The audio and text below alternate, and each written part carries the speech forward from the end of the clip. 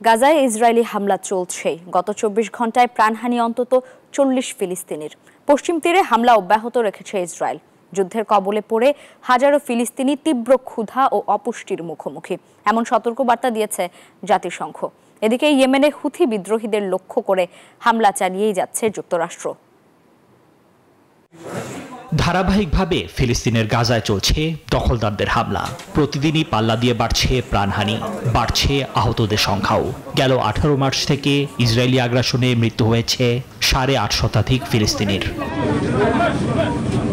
জাতিসংঘের ফিলিস্তিনি শরণার্থী সংস্থা জানিয়েছে ৩ সপ্তাহেরও বেশি সময় ধরে কোনো সাহায্য প্রবেশ করেনি গাজায়। উপত্যকাটিতে মজুদ আছে আর মাত্র ২ সপ্তাহের খাদ্য। হাজার হাজার ফিলিস্তিনি তীব্র ক্ষুধা ও অপুষ্টির মুখোমুখি হচ্ছে, এমনটাই সতর্কবার্তা দিয়েছে জাতিসংঘের বিশ্ব খাদ্য কর্মসূচি। এই ঈদে জামা জুতো অ্যাক্সেসরিজের ডিসকাউন্ট।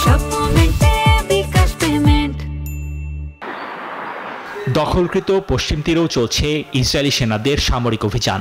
সাম্প্রতিক সপ্তাহগুলিতে এসব অভিযানের কারণে পালিয়েছে হাজারো ফিলিস্তিনি।